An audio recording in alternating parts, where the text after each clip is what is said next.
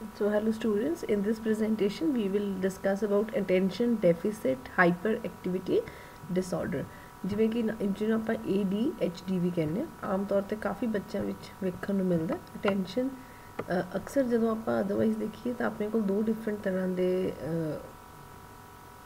ਤਰ੍ਹਾਂ ਦੇ ਡਿਸਆਰਡਰਸ ਨੇ। ਇੱਕ ਅਟੈਂਸ਼ਨ ਡੈਫਿਸਿਟ ਹੋਣਾ, ਬੱਚੇ ਦਾ ਕਿਸੇ ਚੀਜ਼ ਨੂੰ ਧਿਆਨ ਨਾ ਦੇਣਾ, ਐਂਡ ਦੂਸਰਾ ਲੋੜ ਤੋਂ ਬਾਅਦ ਐਕਟਿਵ ਹੋਣਾ। ਤੇ ਜਦੋਂ ਓਵਰ ਦਾ ਟਾਈਮਸ ਆਪਾਂ ਦੇਖਿਆ ਤਾਂ ਜਨਰਲੀ ਜਿਹੜੇ ਬੱਚੇ ਕਿਸੇ ਪਰਟੀਕੂਲਰ ਕੰਮ ਵਿੱਚ ਧਿਆਨ ਨਹੀਂ ਦਿੰਦੇ ਉਹਨਾਂ ਵਿੱਚ ਹਾਈਪਰ ਐਕਟੀਵਿਟੀ ਵੀ ਵੇਖੀ ਜਾਂਦੀ ਹੈ। ਸੋ ਜੇ ਬੱਚੇ ਵਿੱਚ ਦੋਨੋਂ ਚੀਜ਼ਾਂ ਇਕੱਠੀਆਂ ਹੋ ਜਾਣ, ਅਟੈਂਸ਼ਨ ਦਾ ਡੈਫਿਸਿਟ ਵੀ ਹੋਵੇ, ਉਸਦੇ ਨਾਲ ਉਸਦੇ ਵਿੱਚ ਹਾਈਪਰ ਐਕਟੀਵਿਟੀ ਵੀ ਹੋਵੇ। ਹਾਈਪਰ ਹੁੰਦਾ ਜ਼ਿਆਦਾ, ਐਕਟੀਵਿਟੀ ਗਤੀਵਿਧੀ ਆਪਣੀ ਉਮਰ ਦੇ ਹਿਸਾਬ ਨਾਲ ਜਾਂ ਲੋੜ ਦੇ ਹਿਸਾਬ ਤੋਂ ਵੱਧ ਗਤੀਵਿਧੀ ਜਦੋਂ ਬੱਚਾ ਦਿਖਾਵੇ, ਉਸ ਡਿਸੇਬਿਲਿਟੀ ਨੂੰ ਆਪਾਂ attention deficit hyper activity disorder ਕਹਿੰਦੇ ਹਾਂ। ਸੋ ਜਿਵੇਂ ਕਿ ਐਗਜ਼ਾਮਪਲ ਦਿੱਤੀ ਹੋਈ ਹੈ ਕਿ ਸਪੋਜ਼ ਇੱਕ ਬੱਚਾ ਰੋਹਿਤ ਹੈ, ਹੀ is not doing well in the school. ਉਹਦੇ ਟੀਚਰ ਨੂੰ ਇੱਕ ਕਨਵਿੰਸ ਹੋ ਗਿਆ, ਟੀਚਰ ਨੂੰ ਇਸ ਗੱਲ ਦਾ ਵਿਸ਼ਵਾਸ ਹੋ ਗਿਆ ਕਿ ਉਹ ਕੋਸ਼ਿਸ਼ ਹੀ ਨਹੀਂ ਕਰ ਰਿਹਾ। ਉਹ ਨਾ ਤਾਂ ਟੀਚਰ ਦੀ ਗੱਲ ਨੂੰ ਸੁਣਦਾ ਹੈ, ਰਾਈਟ, ਆਪਣੇ ਕੰਮ ਨੂੰ ਪੂਰਾ ਨਹੀਂ ਕਰਦਾ। ਪਰ ਜਦੋਂ ਕੰਮ ਪੂਰਾ ਹੋ ਜਾਂਦਾ ਹੈ ਉਸ ਟਾਈਮ ਰੋਹਿਤ ਉਸ ਕੰਮ ਵਿੱਚ ਇੰਪੋਰਟੈਂਟ ਜਿਹੜੀਆਂ ਚੀਜ਼ਾਂ ਨੂੰ ਮਿਸ ਆਊਟ ਕਰ ਦਿੰਦਾ। ਸੋ ਜਿੰਨਾ ਕੰਮ ਟੀਚਰ ਨੂੰ ਕਰਕੇ ਦਿੰਦਾ ਉਹ ਆਫਨ ਅਧੂਰਾ ਜਾਂ ਇਨਕੰਪਲੀਟ ਹੁੰਦਾ ਹੈ। ਉਸ ਬਾਅਦ ਪੈਨਸਿਲ ਅਤੇ ਪੇਪਰ ਨੂੰ ਵੀ ਠੀਕ ਤਰ੍ਹਾਂ ਨਹੀਂ ਪਕੜ ਪਾਉਂਦਾ। ਉਹਦੀ ਬੁੱਕ ਹੈ ਜਿਹੜੀ ਉਹ ਕੰਪਲੀਟਲੀ ਮੈਸ ਹੈ, ਇਨ ਦਾ ਸੈਂਸ ਕਿ ਕੋਈ ਚੀਜ਼ ਕਿੱਥੇ ਕੀਤੀ ਹੈ, ਬਰਬਾਦ ਕੀਤੀ ਹੋਈ ਬੁੱਕ। ਸੋ ਉਹਦੇ ਰੋਹਿਤ ਦੇ ਵਿੱਚ ਐਜ਼ ਸੱਚ ਬਹੁਤ ਜ਼ਿਆਦਾ ਸਿੰਪਟਮਸ ਹੈ ADHD ਦੇ। ਇਨਅਟੈਂਟਿਵ ਟਾਈਪ ADHD ਆਪਾਂ ਅੱਗੇ ਜਾ ਕੇ ਕਰਾਂਗੇ 3 ਟਾਈਪਸ ਦੀ ਹੁੰਦੀ ਹੈ। ਇਹਦੇ 'ਚ ਹੈ ਕਿ ਜਿਹਦੇ ਵਿੱਚ ਬੱਚੇ ਦਾ ਧਿਆਨ ਨਾ ਹੋਵੇ ਕਿਸੇ ਚੀਜ਼ ਵਿੱਚ। ਸੋ ਦਿਸ ਕਾਈਂਡ ਆਫ ਆਬਜ਼ਰਵੇਸ਼ਨ ਜੇ ਤੁਸੀਂ ਕਿਸੇ ਬੱਚੇ ਵਿੱਚ ਦੇਖੋ ਤਾਂ generally it can B that the child is suffering from ADHD। ਸੋ ਜਿਹੜੇ ਕਿਡਸ ਜਨਰਲੀ ਜਿਹਨਾਂ ਨੂੰ ਇਹ ਪ੍ਰੋਬਲਮ ਹੁੰਦੀ ਹੈ ਉਹਨਾਂ ਦੀ ਜਿਹੜੀ ਅਟਰੈਕਸ਼ਨ ਹੈ ਜਾਂ ਖਿੱਚ ਹੈ ਉਹਨਾਂ ਵਸਤੂਆਂ ਵੱਲ ਹੁੰਦੀ ਹੈ ਜਿਹੜੀਆਂ ਕਿ ਉਹਨਾਂ ਦੀ ਉਮਰ ਤੋਂ ਬਾਹਰ ਨੇ। ਸੋ ਜਨਰਲੀ ਉਹਨਾਂ ਦੇ ਆਪਣੇ ਮਾਂ ਬਾਪ ਨਾਲ ਜਿਹੜੇ ਟਕਰਾਅ ਨੇ ਬਹੁਤ ਛੋਟੀ ਉਮਰ ਤੋਂ ਹੋਣੇ ਸ਼ੁਰੂ ਹੋ ਜਾਂਦੇ ਨੇ, ਕਿਉਂਕਿ ਹਾਈਪਰ ਐਕਟੀਵਿਟੀ ਦੇ ਕਾਰਨ, ਲੋੜ ਤੋਂ ਬਾਅਦ ਐਕਟਿਵ ਹੋਣ ਦੇ ਕਾਰਨ ਜਾਂ ਇੰਪਲਸਿਵ ਹੋਣ ਦੇ ਕਾਰਨ ਵੀ ਉਹ ਬੱਚੇ ਇੱਕ ਜਗ੍ਹਾ 'ਤੇ ਨਹੀਂ ਬੈਠਦੇ। ਉਹਨਾਂ ਨੂੰ ਐਂ ਲੱਗਦਾ ਕਿ ਜੇ ਤੁਸੀਂ ਉਹਨੂੰ ਕਿਤੇ ਬਾਹਰ ਲੈ ਗਏ ਹੋ ਖਾਣਾ ਖਿਲਾਉਣ ਤਾਂ ਉਹਨਾਂ ਨੇ ਪੂਰੇ ਰੈਸਟੋਰੈਂਟ ਦੇ ਵਿੱਚ ਘੁੰਮ ਫਿਰ ਕੇ ਉਹਦੇ ਹਰ ਚੀਜ਼ ਨੂੰ ਛੇੜਨਾ ਹੈ। ਐਂਡ ਜੇ ਤੁਸੀਂ ਪਾਰਕ 'ਚ ਲੈ ਗਏ ਹੋ ਤਾਂ ਉਹਨੇ ਪਾਰਕ 'ਚ ਵੀ ਤੁਹਾਡੇ ਤੋਂ ਦੂਰ ਭੱਜ ਜਾਣਾ। ਜੋ ਉਹਨਾਂ ਨੂੰ ਐਂ ਲੱਗੇਗਾ ਕਿ ਵਾਹ ਯਾਰ ਕੋਈ ਘੈਂਟ ਜਿਹੀ ਚੀਜ਼ ਆ, ਉਹਨੂੰ ਜਾ ਕੇ ਲੱਭਣ ਦੀ ਜਾਂ ਉਹਨੂੰ ਐਕਸਪਲੋਰ ਕਰਨ ਦੀ ਕੋਸ਼ਿਸ਼ ਕਰਨੀ, ਜਿਸ ਕਰਕੇ ਜਿਹੜੇ ਪੇਰੈਂਟਸ ਆ ਉਹ ਜਨਰਲੀ ਸਟ੍ਰੈਸ ਆਊਟ ਹੋ ਜਾਂਦੇ। ਸੋ ਜਿਵੇਂ ਤੁਹਾਡੇ ਕੋਲ 2 ਐਗਜ਼ਾਮਪਲਸ ਹੈ, ਇੱਕ ਜਿੱਥੇ ਬੱਚਾ ਬਿਲਕੁਲ ਕੰਮ ਵੱਲ ਧਿਆਨ ਨਹੀਂ ਦੇ ਰਿਹਾ, ਦੂਸਰੇ ਕੇਸ ਵਿੱਚ ਬੱਚੇ ਜਿਹੜੇ ਲੋੜ ਤੋਂ ਵੱਧ ਐਕਟਿਵ ਨੇ। ਸੋ ਇਹਦਾ ਮਤਲਬ ਕੀ ਹੈ? So ADHD attention deficit hyperactive disorder belongs to a group of externalizing disorders of the child. ਇਹੀ ਜਿਹੇ ਡਿਸਆਰਡਰਸ ਜੋ ਬੱਚੇ ਦੇ ਬਾਹਰ ਬਿਹੇਵੀਅਰ ਵੀ ਸਾਨੂੰ ਵਿਖਾਈ ਦਿੰਦੇ ਨੇ। Hyperactivity is familiar to most of the people. ਆਪਾਂ ਨੂੰ ਆਲਮੋਸਟ ਪਤਾ ਹੈ ਕਿ ਜਿਹੜੇ ਬੱਚੇ ਲਗਾਤਾਰ ਹਿਲਦੇ ਜੁਲਦੇ ਰਹਿਣ, ਆਪਣੀਆਂ ਉਂਗਲਾਂ ਨੂੰ ਭਟਕਾਉਂਦੇ ਰਹਿਣ, ਲੱਤਾਂ ਨੂੰ ਹਿਲਾਉਂਦੇ ਰਹਿਣ, ਦੂਜੇ ਨੂੰ ਛੇੜਦੇ ਰਹਿਣ ਬਿਨਾਂ ਕਿਸੇ ਕਾਰਨ ਤੋਂ, ਬੋਲਦੇ ਰਹਿਣ ਜਦੋਂ ਵਾਰੀ ਨਹੀਂ ਵੀ ਹੈ ਉਦੋਂ, ਉਹਨਾਂ ਨੂੰ ਆਪਾਂ ਕੀ ਕਹਿੰਦੇ ਹਾਂ, they are hyperactive childs. And generally ਉਹ ਕਿਸੇ ਵੀ ਇੱਕ ਕੰਮ 'ਤੇ ਆਪਣਾ ਧਿਆਨ ਕੇਂਦਰਿਤ ਕਰਨ ਵਿੱਚ ਮੁਸ਼ਕਿਲ ਫੇਸ ਕਰਦੇ ਨੇ। ਸੋ ਜਨਰਲੀ ਇਹਨਾਂ ਦੀਆਂ ਪਰਟੀਕੂਲਰਲੀ ਡਿਫੀਕਲਟੀ ਕਿਸ ਦੇ ਵਿੱਚ ਹੁੰਦੀ ਹੈ? ਆਪਣੀਆਂ ਐਕਟੀਵਿਟੀਜ਼ ਨੂੰ ਕੰਟਰੋਲ ਕਰਨ ਲਈ। ਜਿਵੇਂ ਜੇ ਤੁਸੀਂ ਬੱਚੇ ਨੂੰ ਕਹਿੰਦਾ ਵੀ ਟਿੱਕੇ ਬੈਠੋ, ਨਹੀਂ ਬੈਠ ਪਾਉਣਗੇ, ਰਾਈਟ। ਜੇ ਤੁਸੀਂ ਬੱਚੇ ਨੂੰ ਕਹਿੰਦਾ ਚੁੱਪ ਕਰਨਾ, ਕਿਸੇ ਨੇ ਨਹੀਂ ਬੋਲਣਾ, ਪਰ ਇਹ ਬੋਲਣ ਬਿਨਾਂ ਰਹਿ ਨਹੀਂ ਸਕਦੇ। ਸੋ ਇਹ ਆਪਣੀ ਲਾਈਫ ਵਿੱਚ ਇਹ ਬਹੁਤ ਜ਼ਿਆਦਾ ਡਿਸਆਰਗਨਾਈਜ਼ ਲੱਗਦੇ ਨੇ ਸਾਨੂੰ, ਅਸੰਗਠਿਤ ਲੱਗਦੇ ਨੇ, ਟੈਕਟਲੈਸ ਲੱਗਦੇ ਨੇ ਅਤੇ ਬੌਸੀ ਵੀ ਹੈ। ਕਿਉਂਕਿ ਜੇ ਓਬਵੀਅਸਲੀ ਕੋਈ ਬੱਚਾ ਕਿਸੇ ਦੂਜੇ ਬੱਚੇ ਨੂੰ ਛੇੜੀ ਜਾਊਗਾ ਤਾਂ ਰੋਬ ਜਾਂ ਪਾਉਣ ਵਾਲੇ ਹੋਣਗੇ। ਬਟ ਐਕਚੁਅਲ ਦੇ ਵਿੱਚ ਤੁਹਾਨੂੰ ਉਹਨਾਂ ਦੀ ਐਕਟੀਵਿਟੀਜ਼ ਦੇ ਵਿੱਚ ਕੋਈ ਸੀਕੁਐਂਸ ਜਾਂ ਕੋਈ ਮਕਸਦ ਨਹੀਂ ਦਿਖਦਾ। ਇਸ ਕਰਕੇ ਆਪਾਂ ਨੂੰ ਬਹੁਤੀ ਵਾਰ ਹੈਫ-ਹੈਜ਼ਰਡ ਲੱਗਦੀਆਂ ਨੇ, ਬੇਲੋੜੀਂਦਾ ਲੱਗਦੀਆਂ ਨੇ। ਜੇ ਸ਼ੂਜ਼ ਪਾਉਣ ਨੂੰ ਕਹੋਗੇ ਬਹੁਤ ਜਲਦੀ ਸ਼ੂਜ਼ ਪਾ ਲੈਣਗੇ ਬਿਨਾਂ ਦੇਖੇ ਕਿ ਅੱਧਾ ਸ਼ੂ ਪੈ ਗਿਆ, ਅੱਧਾ ਨਹੀਂ ਪਿਆ, ਲੇਸ ਲੱਗੇ ਨਹੀਂ, ਆਪਣੇ ਟੋਇਜ਼ ਨੂੰ ਤੋੜਦੇ ਰਹਿੰਦੇ ਨੇ ਐਂਡ ਪੂਰੀ ਫੈਮਿਲੀ ਨੂੰ ਥਕਾ ਕੇ ਰੱਖਦੇ ਨੇ। ਸੋ ਜਨਰਲੀ ਇਹਨਾਂ ਬੱਚਿਆਂ ਵਿੱਚ ਬਹੁਤੀ ਵਾਰ ਦੇਖਿਆ ਗਿਆ ਕਿ ਆਪਣੇ ਫਰੈਂਡਸ ਨਾਲ ਫਰੈਂਡਸ਼ਿਪ ਕਰਨ ਲਈ ਵੀ ਇਹਨਾਂ ਨੂੰ ਮੁਸ਼ਕਿਲ ਆਉਂਦੀ, ਕਿਉਂਕਿ ਜਨਰਲੀ ਇਹਨਾਂ ਦਾ ਬਿਹੇਵੀਅਰ ਬਹੁਤ ਅਗਰੈਸਿਵ ਜਾਂ ਗੁੱਸੇ ਵਾਲਾ ਹੋ ਜਾਂਦਾ, ਜਿਸ ਕਰਕੇ ਦੂਸਰੇ ਬੱਚੇ ਇਹਨਾਂ ਨਾਲ ਦੋਸਤੀ ਨਹੀਂ ਕਰਨਾ ਚਾਹੁੰਦੇ। ਦੋ ਇਹ ਬੱਚੇ ਦਾ ਟਾਕਟਿਵ ਬੱਚੇ ਜਨਰਲੀ ਫਰੈਂਡਲੀ ਹੁੰਦੇ ਨੇ, ਬਟ ਜਸਟ ਬਿਕੋਜ਼ ਦੂਜੇ ਲੋਕਾਂ ਨੂੰ ਇੰਨੀ ਜ਼ਿਆਦਾ ਮਤਲਬ ਵਾਰੀ ਓ ਨਹੀਂ ਦਿੰਦੇ ਬੋਲਣ ਦੀ ਕਿ ਇਹਨਾਂ ਦੇ ਫਰੈਂਡਸ ਹੈ ਜਿਹੜੇ ਬੱਚੇ ਇਹਨਾਂ ਨਾਲ ਫਰੈਂਡਸ਼ਿਪ ਕਰਨਾ ਨਹੀਂ ਚਾਹੁੰਦੇ। ਐਂਡ ਜਨਰਲੀ ਇਹ ਆਪਣੇ ਜਿਹੜੀਆਂ ਇਹਨਾਂ ਦੇ ਪੀਅਰ ਦੀਆਂ, ਦੂਜੇ ਫਰੈਂਡਸ ਦੀਆਂ ਇੱਛਾਵਾਂ ਨੇ ਉਹਨਾਂ ਦਾ ਵੀ ਗਲਤ ਮਤਲਬ ਕੱਢਦੇ ਨੇ, ਜਿਸ ਕਰਕੇ ਬਹੁਤੀ ਵਾਰ ਸਮਾਜਿਕ ਤੌਰ 'ਤੇ ਗਲਤੀਆਂ ਕਰ ਬੈਠਦੇ ਨੇ। ਜਿਹੜਾ ਨੋਰਮਲ ਜਿਹਾ ਬਿਹੇਵੀਅਰ ਵੀ ਆਪਣੇ ਫਰੈਂਡ ਦਾ, ਉਸਨੂੰ ਬਹੁਤ ਗੁੱਸੇ ਨਾਲ ਰਿਐਕਟ ਕਰਦੇ ਆ।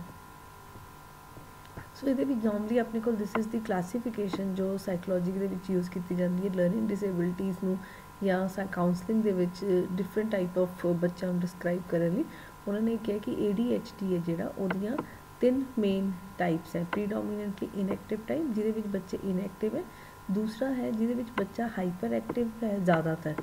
ਸੋ ਜਿਵੇਂ ਆਪਾਂ ਕਹੀਏ ADHD ਵਿੱਚ 2 ਪ੍ਰੋਬਲਮਸ ਹੈ, ਇੱਕ ਤਾਂ ਟੈਨਸ਼ਨ ਨਾ ਦੇਣਾ, ਦੂਸਰਾ ਹੈ ਹਾਈਪਰ ਐਕਟਿਵ ਹੋਣਾ।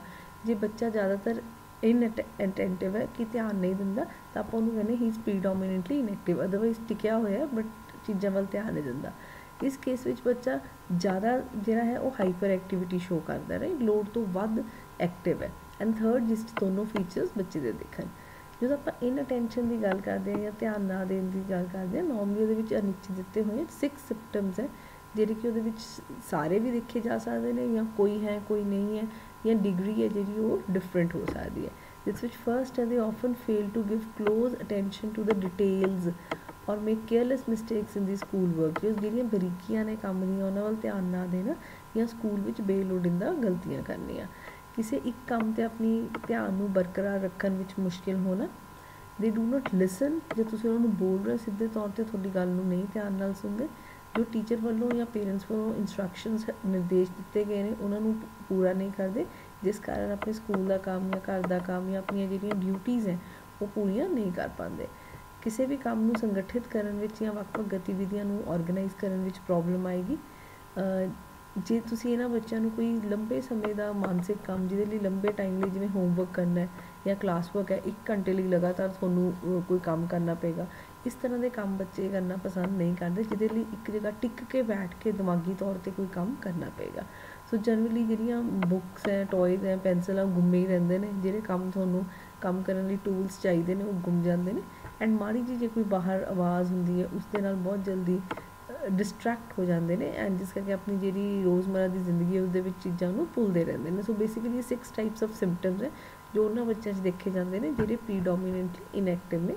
6 ਦੇ 6 ਸਿੰਪਟਮਸ ਵੀ ਹੋ ਸਕਦੇ ਨੇ ਜਾਂ ਇਹਨਾਂ ਵਿੱਚੋਂ ਕੋਈ ਇੱਕ ਹੋ ਸਕਦਾ। ਬਟ ਦੈਨ ਨੋਰਮਲੀ ਇੱਕ ਚੀਜ਼ ਜੋ ਧਿਆਨ ਰੱਖਣੀ ਹੈ ਕਿ ਨੋਰਮਲੀ ਇਹ ਕੋਈ ਬਹੁਤ ਔਖੀਆਂ ਗੱਲਾਂ ਨਹੀਂ, ਆਪਣੇ ਸਾਰਿਆਂ ਵਿੱਚ ਹੀ ਹੁੰਦੀਆਂ ਨੇ, ਬਟ ਲਗਾਤਾਰ ਜੇ 6 ਮਹੀਨੇ ਲਈ ਤੁਹਾਨੂੰ ਬੱਚੇ ਦੇ ਵਿੱਚ ਇਹ ਸਿੰਪਟਮਸ ਦਿਖ ਰਹੇ ਨੇ ਜੋ ਕਿ ਉਹਦੇ ਵਿਕਾਸ ਨੂੰ ਪ੍ਰਭਾਵਿਤ ਕਰ ਰਹੇ ਨੇ, then you can think that the child is suffering from this problem. ਜਿਵੇਂ ਅਗੇਨ ਆਪਾਂ ਸੇਮ ਸਿੰਪਟਮਸ ਇੱਥੇ ਐਕਸਪਲੇਨ ਕੀਤੇ। ਨੈਕਸਟ ਆਪਣੇ ਕੋਲ ਹੈ ਜੇ ਬੱਚੇ ਦੀ ਹਾਈਪਰ ਐਕਟੀਵਿਟੀ ਹੈ, ਲੋੜ ਤੋਂ ਵੱਧ ਇੰਪਲਸਿਵਨੈਸ ਹੈ, ਤਾਂ ਉਸਦੇ ਫਿਰ ਸਿੰਪਟਮਸ ਕੀ ਹੋਣਗੇ। ਅਗੇਨ ਸੇਮ ਚੀਜ਼ ਹੈ ਕਿ 6 ਮਹੀਨੇ ਤੱਕ ਤੁਸੀਂ ਧਿਆਨ ਰੱਖਣਾ ਕਿ ਇਹ ਸਿੰਪਟਮਸ ਪਰਸਿਸਟ ਕਰਨ।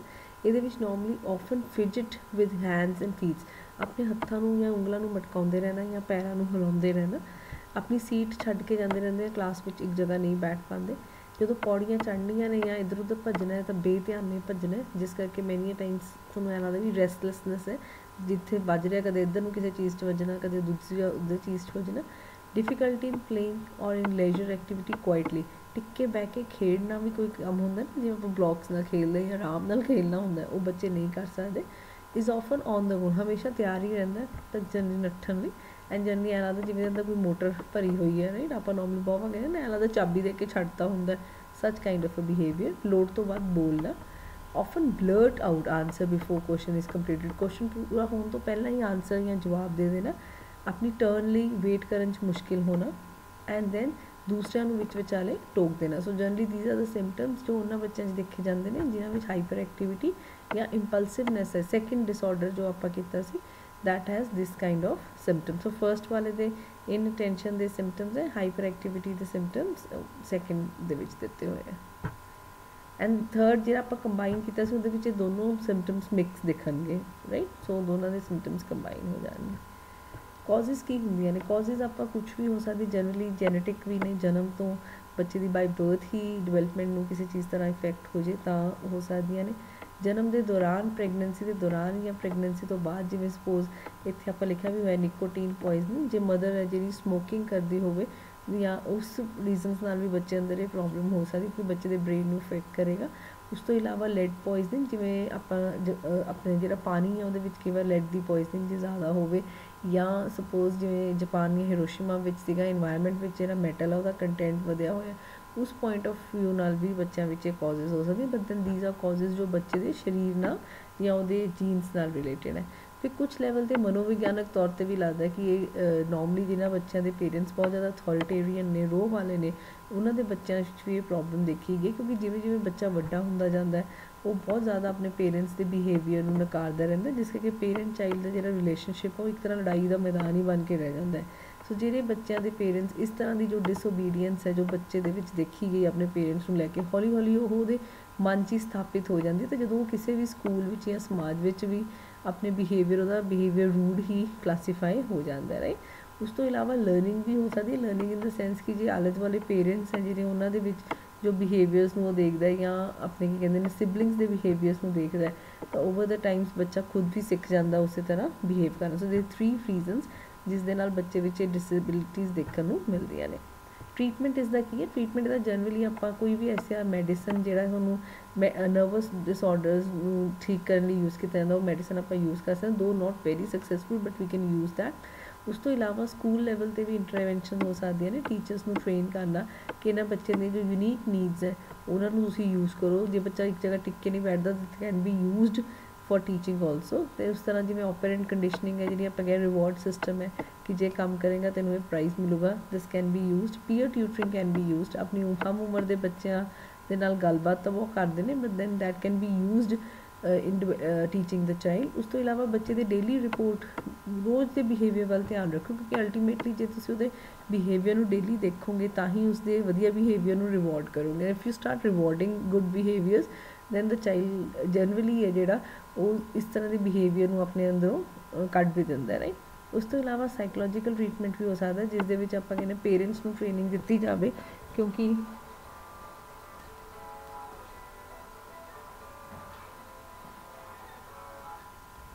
ਜਿਹੜੇ ਪੇਰੈਂਟਸ ਆ ਉਹਨਾਂ ਨੂੰ ਟ੍ਰੇਨਿੰਗ ਦਿੱਤੀ ਜਾਵੇ। ਜਨਰਲੀ ਆਪਾਂ ਪਿੱਛੇ ਕੀਤਾ ਹੀ ਸੀਗਾ ਕਿ ਪੇਰੈਂਟਸ ਦਾ ਅਥੋਰਿਟੇਰੀਅਨ ਹੋਣਾ ਜਾਂ ਬੱਚੇ ਦੇ ਲੋੜ ਤੋਂ ਜ਼ਿਆਦਾ ਰੋਬ ਪਾਣਾ ਵੀ ਇੱਕ ਰੀਜ਼ਨ ਹੈ ADHD ਦਾ। ਸੋ ਜੇ ਪੇਰੈਂਟਸ ਦੀ ਅਪਬ੍ਰਿੰਗਿੰਗ ਦੇ ਵਿੱਚ ਆਪਾਂ ਬੱਚਿਆਂ ਨੂੰ पेरेंट्स ਨੂੰ ट्रेन आउट करिए बच्चे ਨਾਲ ਕਿਵੇਂ ਡੀਲ ਕਰਨਾ ਦੈਨ ਦਿਸ ਕੈਨ ਬੀ ਅਵੋਇਡਡ। ਉਸ ਤੋਂ ਇਲਾਵਾ ਤੁਹਾਡੀਆਂ ਕਲਾਸਰੂਮ ਮੈਨੇਜਮੈਂਟ ਟੈਕਨੀਕਸ 'ਚ ਜਨਰਲੀ ਟੀਚਰ ਹੈ ਜਿਹੜਾ ਕਲਾਸ ਵਿੱਚ ਵੀ ਰੋ ਪਾ ਕੇ ਕਲਾਸ ਨੂੰ ਮੈਨੇਜ ਕਰਦਾ ਉਸ ਟੈਕਨੀਕ ਨੂੰ ਵੀ ਚੇਂਜ ਕੀਤਾ ਜਾਵੇ। ਸੋ ਛੋਟੀਆਂ ਛੋਟੀਆਂ ਸ਼ਾਰਟ ਟਰਮ ਸਟ੍ਰੈਸ ਸਕਸੈਸ ਹੈ ਬੱਚੇ ਦੇ ਸਮਾਜਿਕ ਜਾਂ ਅਕੈਡਮਿਕ ਬਿਹੇਵੀਅਰ ਵਿੱਚ ਇੰਪਰੂਵਮੈਂਟ ਲਈ ਛੋਟੇ ਛੋਟੇ ਸਟੈਪਸ ਸੋਚੇ ਜਾਓ, ਬਿਹੇਵੀਅਰ ਨੂੰ ਕਲੋਜ਼ਲੀ ਮੋਨੀਟਰ ਕਰੋ and then this can be ਕਿਉਰਡ।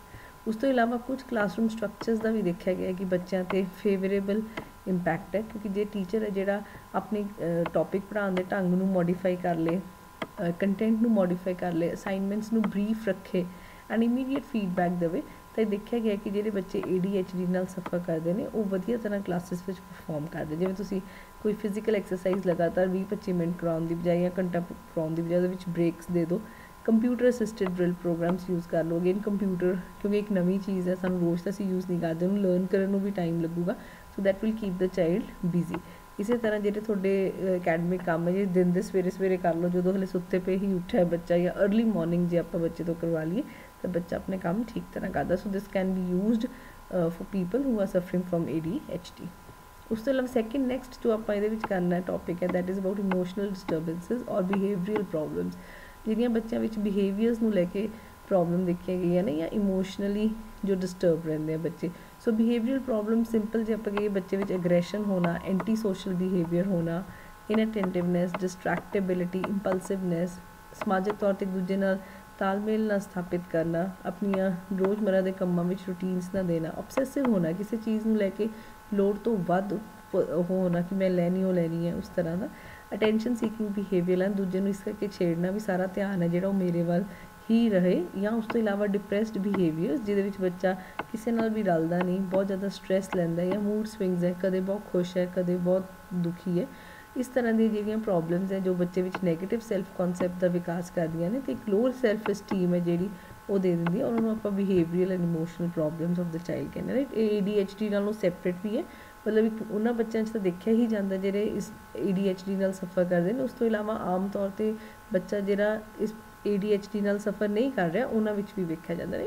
ਸੋ ਇਹ ਜਿਹੇ ਬੱਚੇ ਜਨਰਲੀ ਗਰੁੱਪਸ ਵਿੱਚ ਕੰਮ ਨਹੀਂ ਕਰ ਪਾਉਂਦੇ, ਰਿਲੇਸ਼ਨਸ਼ਿਪ ਨਹੀਂ ਬਣਵਾ ਪਾਉਂਦੇ, ਕੋਆਪਰੇਟ ਨਹੀਂ ਕਰ ਪਾਉਂਦੇ ਬਿਕੋਜ਼ ਐਗਰੈਸ਼ਨ ਬਹੁਤ ਜ਼ਿਆਦਾ ਦਿਖਾਉਂਦੇ ਨੇ।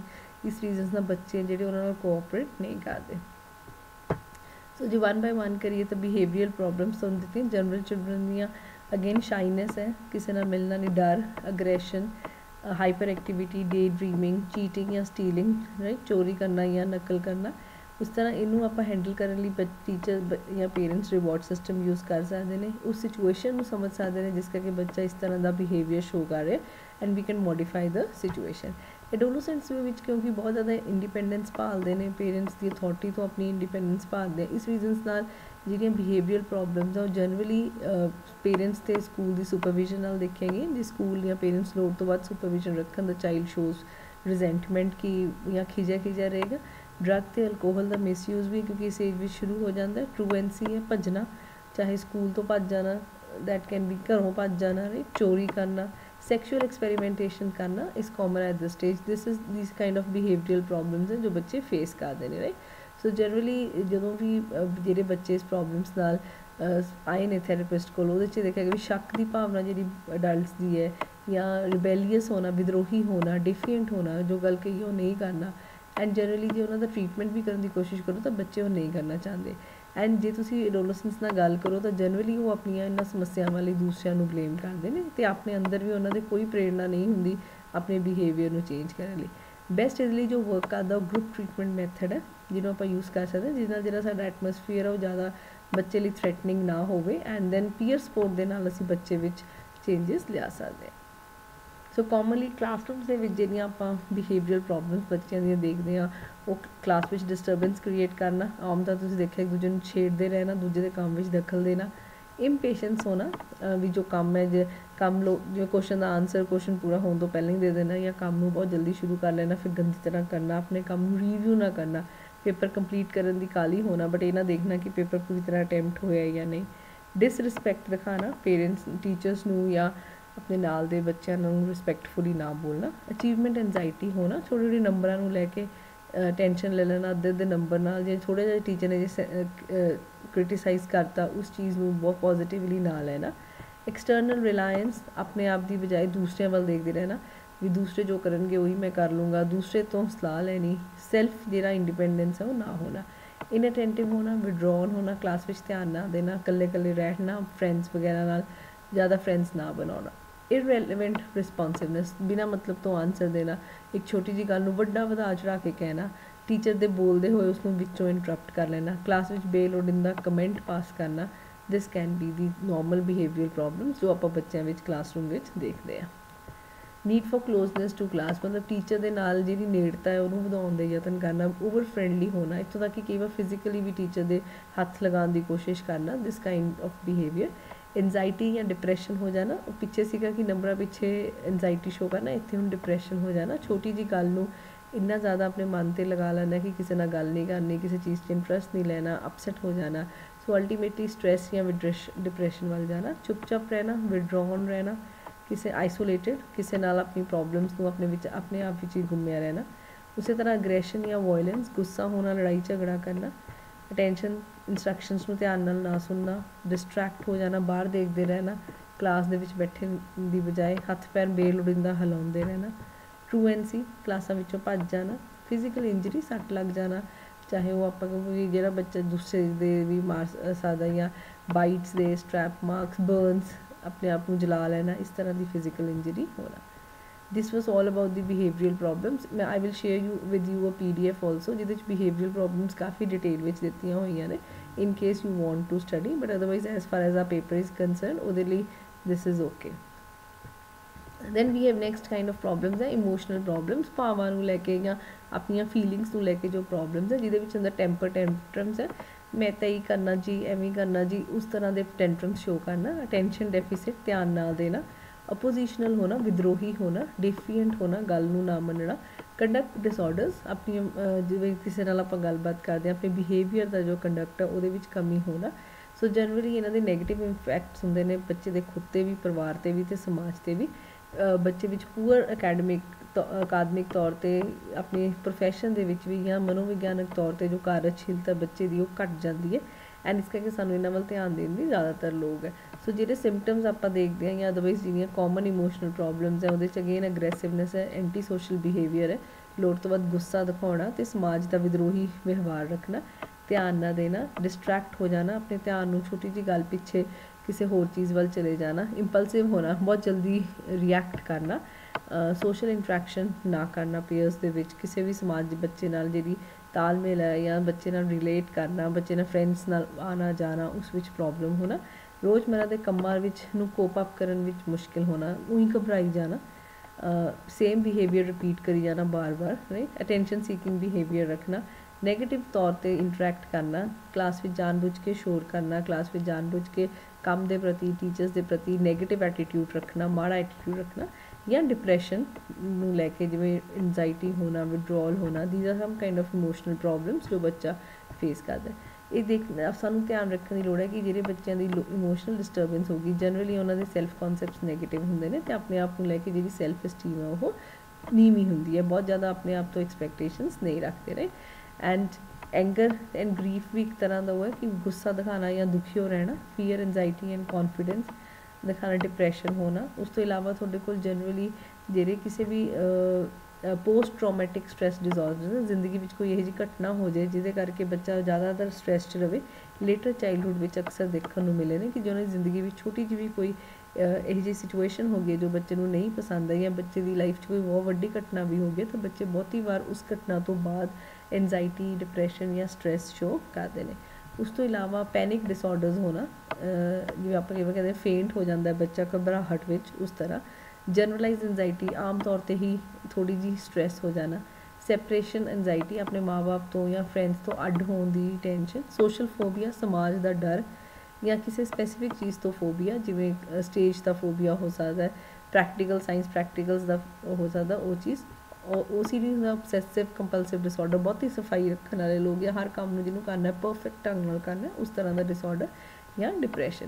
ਸੋ ਥੋੜ੍ਹਾ ਬਹੁਤ ਜਿਵੇਂ ਐਨਜ਼ਾਈਟੀ ਹੋਣਾ ਤਾਂ ਇੱਕ ਨੋਰਮਲ ਹੈ ਕਿ ਜਦੋਂ ਵੀ ਤੁਹਾਡੀ ਲਾਈਫ 'ਚ ਕੋਈ ਸਟ੍ਰੈਸ ਹੋਊਗਾ ਤੁਸੀਂ ਥੋੜ੍ਹੀ ਜਿਹੀ ਐਨਜ਼ਾਈਟੀ ਸ਼ੋ ਕਰਦੇ ਹੋ, ਪਰ ਜੇ ਐਨਜ਼ਾਈਟੀ ਲੋੜ ਤੋਂ ਵੱਧ ਸ਼ੋ ਕੀਤੀ ਜਾ ਰਹੀ ਹੈ then this is a emotional problem. ਜਿਹੜੇ ਆਪਾਂ ਪੈਨਿਕ ਡਿਸਆਰਡਰਸ ਕੀਤੇ ਆ ਪਿੱਛੇ, ਜਨਰਲੀ ਉਹ ਕਿਸੇ ਐਕਸਟਰਨਲ ਬਾਹਰਲੀ ਸਟਿਮੂਲਸ ਤੋਂ ਹੁੰਦੇ ਆ, ਵਿਚ ਕੈਨ ਬੀ ਸੋਸ਼ਲ ਐਨਜ਼ਾਈਟੀ ਡਿਸਆਰਡਰਸ, ਜਿਵੇਂ ਕਿਸੇ ਵਿਆਹ 'ਤੇ ਜਾਣਾ ਤਾਂ ਉੱਥੇ ਘਬਰਾਹਟ ਹੁੰਦੇ ਰਹਿਣਾ, ਐਂਡ ਦੈਨ ਕਿਸੇ ਵੀ ਸਮਾਜਿਕ ਸਿਚੁਏਸ਼ਨ ਦਾ ਡਰ ਆਪਣੇ ਮਨ ਵਿੱਚ ਹੋਣਾ। ਨੋਰਮਲੀ ਜਿੱਥੇ ਵੀ ਤੁਹਾਨੂੰ ਲੱਗਦਾ ਕਿ ਜਿਵੇਂ ਸਪੋਜ਼ ਇਫ ਯੂ ਜਿਵੇਂ ਆਪਣੀ ਕਈ ਵਾਰ ਫੇਅਰਵੈਲ 'ਤੇ ਵੀ ਬੱਚਿਆਂ ਨੂੰ ਪੁੱਛੋ ਕਿ ਕਿਉਂ ਨਹੀਂ ਆ ਰਹਾ ਤਾਂ ਬੱਚਿਆਂ ਨੂੰ ਲੱਗਦਾ ਨਹੀਂ ਮੈਮ ਮੇਰੇ 'ਚ ਕੌਨਫੀਡੈਂਸ ਹੀ ਨਹੀਂ ਹੈ। ਸੋ ਜਨਰਲੀ ਉਹ ਉੱਥੇ ਜਿੱਥੇ ਉਹਨਾਂ ਨੂੰ ਲੱਗਦਾ ਕਿ ਮੇਰੇ ਦੋਸਤ ਮੈਨੂੰ ਨੈਗੇਟਿਵ ਤਰ੍ਹਾਂ ਇਵੈਲੂਏਟ ਕਰਨਗੇ, ਉੱਥੇ ਵੀ ਬੱਚਾ ਉਹਨਾਂ ਹਾਲਾਤਾਂ ਤੋਂ ਭੱਜਣ ਲੱਗ ਜਾਂਦਾ, ਰਾਈਟ। ਇਮੋਸ਼ਨਲ ਪ੍ਰੋਬਲਮਸ ਵਿੱਚ ਆਪਣੇ ਕੋਲ ਈਟਿੰਗ ਬਿਹੇਵੀਅਰਸ ਹੋ ਸਕਦੇ ਨੇ, ਖਾਣ ਪੀਣ ਦਾ ਠੀਕ ਤਰ੍ਹਾਂ ਨਾ ਖਾਣਾ ਪੀਣਾ, ਲੋ ਸੈਲਫ ਇਮੇਜ ਹੋਣਾ, ਆਪਣੀ ਜਿਹੜੀ ਚਿੱਤਰਨ ਹੈ ਸੈਲਫ ਆਪਣਾ ਜਿਹੜਾ ਇਮੇਜ ਹੈ ਬੱਚੇ ਦਾ ਉਹ ਲੋ ਹੋਣਾ। It can be due to obesity, ਇਹ ਜਨਰਲੀ ਬੱਚਿਆਂ ਵਿੱਚ ਓਬੀਸਿਟੀ ਦਾ ਕਾਰਨ ਬਣ ਜਾਂਦੀ ਹੈ, ਈਵਨ ਡਾਇਬਟੀਜ਼ ਦਾ ਕਾਰਨ ਵੀ ਬਣਦੀ ਹੈ ਅਤੇ ਅਸਥਮਾ ਦਾ ਕਾਰਨ ਵੀ ਬਣਦੀ ਹੈ। ਐਂਡ ਇਸ ਰੀਜ਼ਨਸ ਕਰਕੇ ਬੱਚੇ ਦੀ ਜਿਹੜੀ ਕੁਆਲਿਟੀ ਹੈ ਲਾਈਫ ਦੀ ਉਹ ਵੀ ਮਾੜੀ ਹੋ ਜਾਂਦੀ ਹੈ। ਅਤੇ ਇਹਨਾਂ ਨੂੰ ਆਪਾਂ ਮੈਨੇਜ ਕਿਵੇਂ ਕਰ ਸਕਦੇ, ਸਾਡੇ ਲਈ ਜੋ ਯੂਜ਼ ਕਰਨੀ ਹੈ ਹੋਲਿਸਟਿਕ ਮੈਨੇਜਮੈਂਟ ਸਟ੍ਰੈਟਜੀ ਹੈ। ਹੋਲਿਸਟਿਕ ਮੈਨੇਜਮੈਂਟ ਵੀ ਪੂਰਨ ਤੌਰ 'ਤੇ ਤੁਹਾਨੂੰ ਬੱਚੇ ਦੀ ਇਹਨਾਂ ਪ੍ਰੋਬਲਮਸ ਨੂੰ ਡੀਲ ਕਰਨਾ ਪਏਗਾ, ਜਿਸ ਵਿੱਚ ਬੱਚੇ ਨੂੰ, ਉਹਦੀ ਫੈਮਿਲੀ ਨੂੰ, ਸਭ ਨੂੰ ਮਿਲਾ ਕੇ ਇਹ ਪ੍ਰੋਬਲਮ ਠੀਕ ਹੋ ਸਕਦੀ, ਕਿਉਂਕਿ this is not only of student ਦੀ ਆਪਣੀ ਕੋਈ ਪ੍ਰੋਬਲਮ ਨਹੀਂ ਹੈ, ਆਪਾਂ ਦੇਖਿਆ ਕਿ ਉਹਦੀ ਸਮਾਜਿਕ ਜਾਂ ਸੋਸ਼ਲ ਰੀਜ਼ਨਸ ਵੀ ਹੈ। ਤਾਂ ਜਦ ਤੱਕ ਸਾਰੇ ਲੋਕ ਇਕੱਠੇ ਰਲ ਕੇ ਕੰਮ ਨਹੀਂ ਕਰਨਗੇ ਤਾਂ ਪ੍ਰੋਬਲਮ ਹੈ ਜਿਹੜੀ ਉਹ ਨਹੀਂ ਠੀਕ ਹੋ ਸਕਦੀ। ਇਹਦੇ ਲਈ ਸੋਸ਼ਲ ਕਮਿਊਨੀਕੇਸ਼ਨ ਹੈ, ਸਮਾਜਿਕ ਤੌਰ 'ਤੇ ਜੋ ਸਾਡੀ ਸੰਚਾਰ ਪ੍ਰਕਿਰਿਆ ਉਹਨੂੰ ਵਧਾਉਣਾ ਪਵੇਗਾ, ਪੇਰੈਂਟਸ ਦੇ ਪੇਰੈਂਟਿੰਗ ਸਕਿੱਲਸ ਵਿੱਚ ਇੰਪਰੂਵਮੈਂਟ ਕਰਨੀ ਪਊਗੀ, then only we can manage these problems ਜੋ ਵੀ ਬੱਚਿਆਂ ਵਿੱਚ ਇਮੋਸ਼ਨਲ ਜਾਂ ਬਿਹੇਵੀਅਰ ਲੈਵਲ 'ਤੇ ਹੁੰਦੇ, ਕਿਉਂਕਿ ਦਵਾਈ ਨਾਲ ਠੀਕ ਹੋਣ ਵਾਲੀਆਂ ਪ੍ਰੋਬਲਮਸ ਨਹੀਂ ਹੈ, ਮੋਰ ਔਰ ਲੈਸ ਸਾਈਕੋਲੋਜੀਕਲ ਨੇ। ਇਹਦੇ ਲਈ ਸਾਨੂੰ ਸਾਰਿਆਂ ਨੂੰ ਰਲ ਕੇ ਕੰਮ ਕਰਨਾ ਪਏਗਾ। ਸਪੋਰਟਿਵ ਸਕੂਲਸ ਵਿੱਚ ਵੀ ਸਪੋਰਟਿਵ ਸਕੂਲ ਸਟ੍ਰੈਟਜੀਜ਼ ਕਰਨੀਆਂ ਪੈਣਗੀਆਂ। ਸੋ ਜਨਰਲੀ ਜਿਹੜੀਆਂ ਆਪਣੀਆਂ ਸਕੂਲ ਸਟ੍ਰੈਟਜੀਜ਼ ਆ ਉਹ ਕਲਾਸਰੂਮ ਮੈਨੇਜਮੈਂਟ ਠੀਕ ਢੰਗ ਨਾਲ ਕਰੋ, ਕਲਾਸ ਵਿੱਚ ਸੋਸ਼ਲ ਸਕਿੱਲਸ ਡਿਵੈਲਪ ਕਰਨ ਦੀਆਂ ਗੱਲਾਂ ਕਰੋ ਅਤੇ ਐਂਕਰ ਮੈਨੇਜਮੈਂਟ ਵੀ ਸਿਖਾਓ। ਸਟੈਪ ਬਾਏ ਸਟੈਪ ਟੀਚਰਸ ਨੂੰ ਗਾਈਡ ਕੀਤਾ ਜਾਂਦਾ ਕਿ ਉਹ ਕਿਸ ਤਰ੍ਹਾਂ ਉਹਨਾਂ ਸਟ੍ਰੈਟਜੀਜ਼ ਨੂੰ ਯੂਜ਼ ਕਰ ਸਕਦੇ ਜਿਹੜੇ ਸਕਸੈਸਫੁਲ ਹੋਏ ਨੇ ਬੱਚੇ ਦੀ ਇੰਗੇਜਮੈਂਟ ਨੂੰ ਵਧਾਉਣ ਲਈ। ਬੱਚੇ ਨੂੰ ਬਿਜ਼ੀ ਰੱਖੋ, ਜੇ ਬੱਚਾ ਚਾਈਲਡ ਤੁਹਾਡਾ ਕੰਮ ਵਿੱਚ ਬਿਜ਼ੀ ਰਹੇਗਾ ਅਤੇ ਨਾਲ ਲੈ ਕੇ ਚੱਲੋ ਕਲਾਸ ਵਿੱਚ, ਉਹਨੂੰ ਇਹ ਨਹੀਂ ਕਿ ਉਸ ਬੱਚੇ ਨੂੰ ਅਸੀਂ ਕਦੇ ਪੁੱਛਿਆ ਹੀ ਨਹੀਂ। ਜੇ ਬੱਚਾ ਸਾਡੇ ਨਾਲ ਕੰਮ ਕਰਦਾ ਰਹੇਗਾ ਤਾਂ ਚਾਈਲਡ ਵਿਲ, ਉਹਦੀ ਜਿਹੜੀ ਸੈਲਫ ਅਸਟੀਮ ਉਹ ਵੱਧ ਜਾਏਗੀ ਐਂਡ ਇਮੋਸ਼ਨਲ ਪ੍ਰੋਬਲਮ ਸੋਲਵ ਹੋ ਜਾਣਗੀਆਂ ਨੇ। ਪੀਅਰ ਅਸਿਸਟਿੰਗ ਲਰਨਿੰਗ ਕਰ ਸਕਦੇ ਆਪਾਂ, ਕਲਾਸ ਵਾਈਡ ਪੀਅਰ ਟਿਊਟਰਿੰਗ ਕਰ ਸਕਦੇ ਹਾਂ, ਸੈਲਫ ਮੈਨੇਜਮੈਂਟ ਦੀਆਂ ਟੈਕਨੀਕਸ ਜਾਂ ਵਰਕਸ਼ਾਪਸ ਲਗਾ ਸਕਦੇ ਹਾਂ, ਜਿਸ ਨਾਲ ਬੱਚੇ ਹੈ ਆਪਣੇ ਜਿਹੜਾ ਸੈਲਫ ਦਾ ਕੌਨਸੈਪਟ ਹੈ ਬੱਚਿਆਂ ਦਾ ਉਹ ਇੰਪਰੂਵ ਹੋ ਜਾਊਗਾ, right. So this is all about attention deficit and the attention deficit hyperactivity disorder, and at the same time about the emotional and behavioral problems ਜੋ ਆਪਾਂ ਨੂੰ ਬੱਚਿਆਂ ਵਿੱਚ ਦੇਖਣ ਨੂੰ ਮਿਲਦੇ ਆ। So thank you for being with me.